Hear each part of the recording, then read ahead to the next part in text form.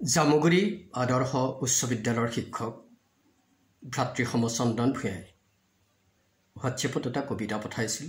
সুবিধা পালে ক'ৰবাত পাঠ কৰিবলৈ। কবিতাটোৰ সহজ সৰল বক্তব্যই মোক আকৰ্ষিত কৰিছিল। বোধ কৰোঁ আপোনালোকৰ মনোজগততো কবিতাটোৱে ৰেখাপাত কৰিব। শিৰোনাম জীৱন যুঁজৰ সপোন।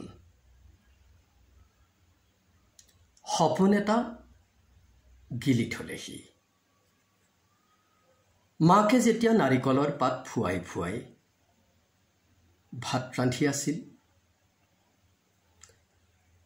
ক'লা পৰি যোৱা লেম্পটোৰ পোহৰত জুপি জুপি পদ্য মুখস্থ কৰাৰ সময়তে সপোন এটা গিলি থলেহি।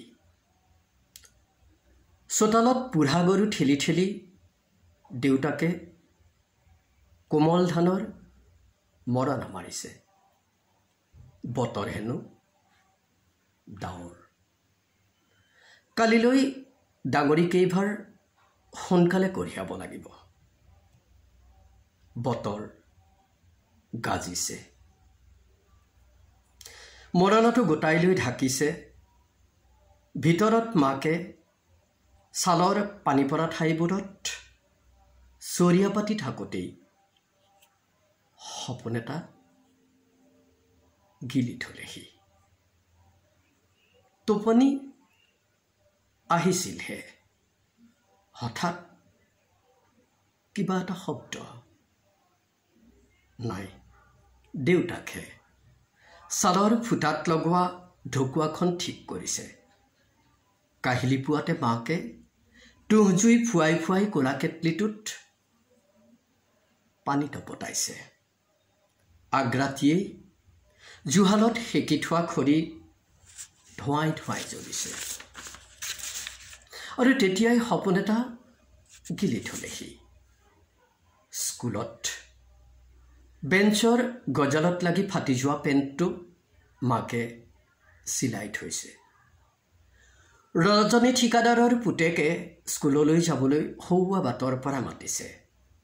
তাৰ যে ইস্ত্ৰি কৰা ধুনীয়া পেণ্টটো বৰকৈ জিলিকিছে।